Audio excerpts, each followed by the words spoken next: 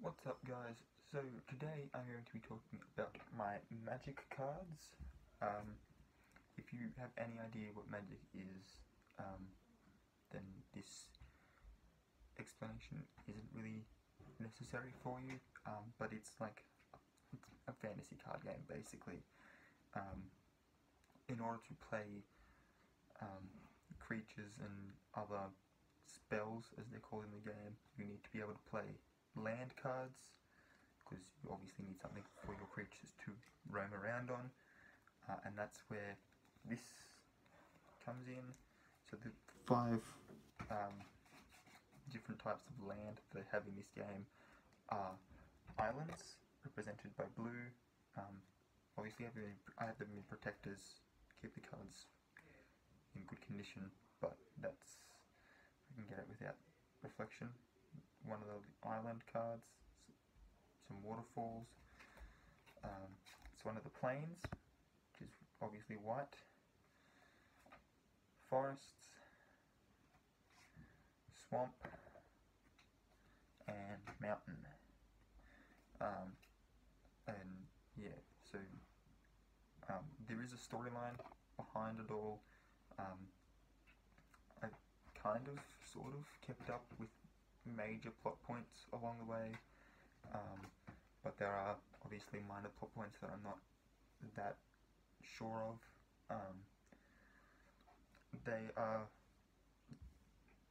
The basic idea behind it is that there's people who can kind of move between different planes of existence.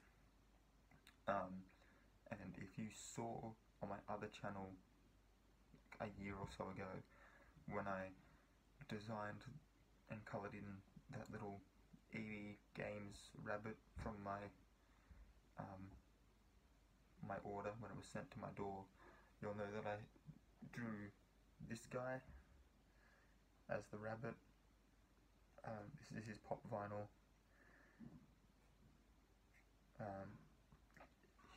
His name is Jace Beleren. He obviously is the blue, or represents the blue manor or land. And yeah, there's a couple others, and they're all on my bookshelf underneath. So I'm going to show you them really quickly. So there's the green one, the black one, the grey one, I guess, the white one, and the red one. And they obviously sit straight.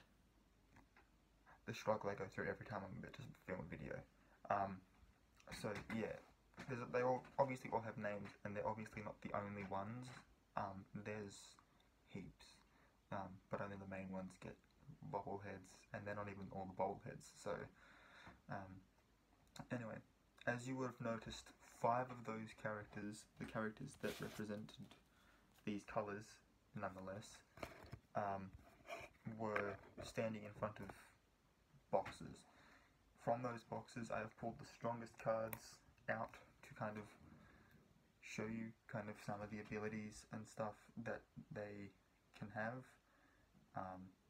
It's kind of funny because I just had a look, and all of them bar this one have the ability of flying, which basically means that unless another creature has flying or an ability called reach, which obviously enables them to reach up, they are unable to attack.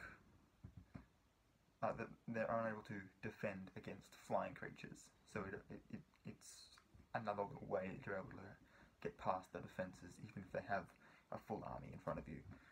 So the blue one, obviously, I'll start with that. You really can't see because of the... it's called Stormtide Leviathan. It has an ability called Island Walk, so as long as your opponent has one of these on their side of the field, it's unblockable. So if it attacks, you cannot block this card. It also has an ability where every land card, so all the other types, become island cards, which enables you to then not be blocked.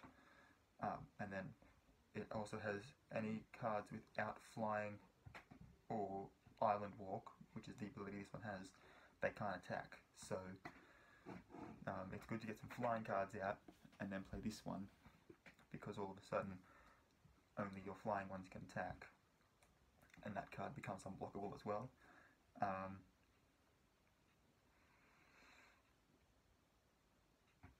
This one here is called Resolute Angel.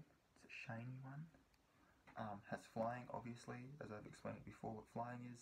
It also has the ability to, when it enters the battlefield, so when you play it for the first time, if your life points, if they're less than your starting total,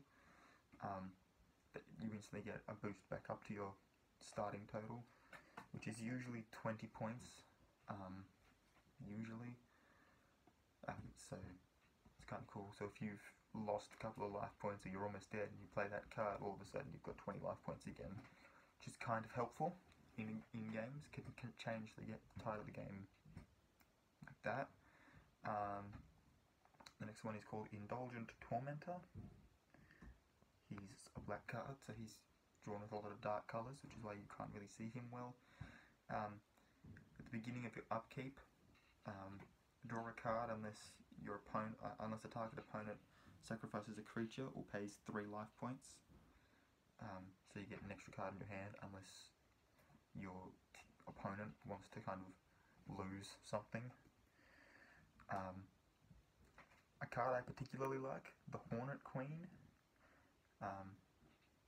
has flying, obviously, has an ability called Death Touch, which enables them to kill a creature that's blocking, no matter how much this card's attack actually is.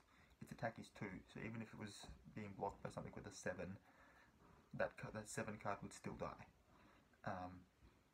And when it enters the battlefield, you can put 4 1/1 green insects that all have flying and Death Touch onto the battlefield. So not only do you get this one, which is able to do that, but you get 4 other cards able to do the exact same thing. They're just half the strength. And the last card is called the Siege Dragon. Nice big breath of fire there, also a foil card. When he enters the battlefield, destroy all walls your opponent controls. Walls are a type of monster, so as here you see, this one's a dragon, that's an insect, that one's a demon, that one's an angel, that one's a leviathan. So there are creature cards that are just walls. This card enables you to destroy all of those, because they're primarily for defense, obviously. And then whenever it attacks, if the defending player controls no walls, it deals 2 damage to each creature without flying that player controls. So it will damage all the other cards as well. So they'll all get down 2 points in defense for that turn. So all very helpful cards to have. Unfortunately, it's almost impossible to play with a 5-color deck. Me and my brother have tried before, but you can play with a 3-color deck. 3-color decks are kind of common. You'll more often find 2-color decks, but 3-color decks have been run before. And when they are done, I like to use these 3 colors, just because these ones are all about like spells and stuff. It's less about the creatures, more about the spells.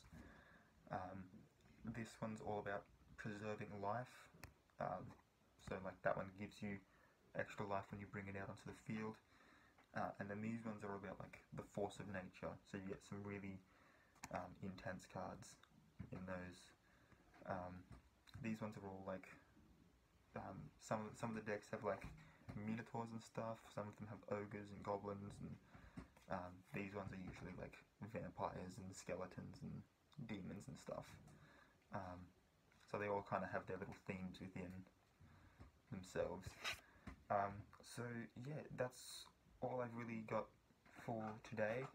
I hope you enjoyed the video. If you did, please give it a thumbs up.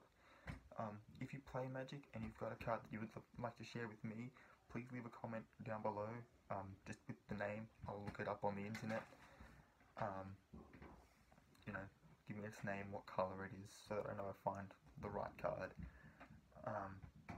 And if don't, then maybe you should check it out. You can always just look it up online.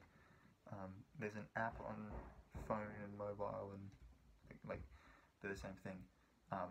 Like tablets and stuff that you can get, where you can kind of learn how to play the game, and it actually teaches you a lot more in depth there. And then you can kind of play through the different storylines. And yeah, go and check it out. And then once you've checked it out, let me know what you think down below. And as always, guys, please hit the subscribe button because I make new videos every single day. And until next time, keep raising hell.